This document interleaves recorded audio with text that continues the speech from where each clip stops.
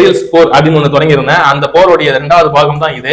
என்ன விஷயம் அப்படின்னா, கமெண்ட் செக்ஷன்ல சொல்றதெல்லாம் கேட்கிறேன். நீங்க எல்லாம் கடைசி வரைக்கும் கொத்தடிமையா தான் இருக்க போறீங்க அப்படின்னு சொல்லிட்டு காவலர்கள் விவசாயிகளை போராட்டம் பண்றதுக்காக அரெஸ்ட் பண்றாங்க அப்படின்னு போட்டுருந்தா, இதெல்லாம் உங்க வேலை தான், இதெல்லாம் தீய சக்தி வேலை அப்படின்னு சொல்றாங்க. நேத்து பாத்தீங்கன்னா ஊர்காவல் படைத்துறையில வேலை செய்யற ஒருத்தர் 11ஆம் வகுப்பு படிக்கிற மாணவி கிட்ட வீடு புகுந்து அத்துமீறி நடந்துகிட்டதாக வழக்கு பதிவு செய்து அரெஸ்ட் பண்ணிருக்காங்க.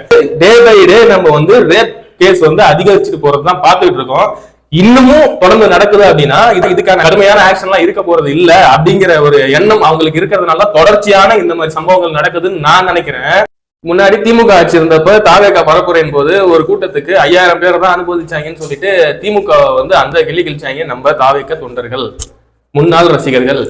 இப்ப தாவேகா கையில தான் ஆட்சி இருக்கு, காவல்துறை இருக்குது, சட்ட ஒழுங்கு இருக்கு, எல்லாமே இருக்குது, அவங்க கிட்டதான் அதிகாரம் இருக்கு.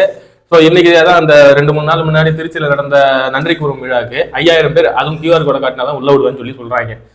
இன்னைக்கு ஆட்சி அதிகாரம் உங்க கையில இருக்குல்ல, ஏன் 5000 பேருக்கு மட்டும் அலோவ் பண்ணீங்க? லட்சக்கணக்கில் அலோவ் பண்ணிருக்கலாம்ல அப்படிங்கிறது நான் கேட்கல, எல்லாருமே அதான் பேசிக்கிறாங்க.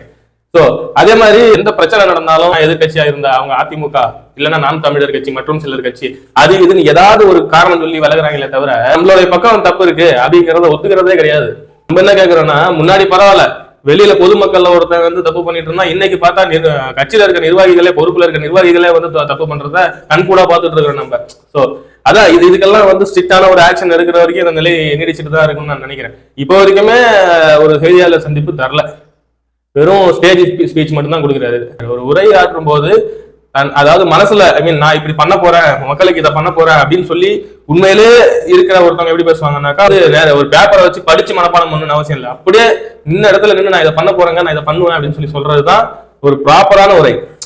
இதை பத்தின உங்களுடைய கருத்து என்னன்றது நீங்க கமெண்ட் செக்ஷன்ல சொல்லுங்க. இதெல்லாம் பேச போனாதான் இவங்க இன்பாக்ஸ்ல ரீல்ஸ் அனுப்பி அதுவும் பொய்யான ரீல்ஸா அனுப்பி உசுர வாங்குறாங்க. இதை பத்தி உங்களுக்கு கருத்து என்னங்கிறத கமெண்ட் செக்ஷன்ல சொல்லுங்க. இந்த வீடியோ ஒர்த்துன்னு நினைச்சீங்கன்னா 4 பேருக்கு ஷேர் பண்ணுங்க. Until then, bye.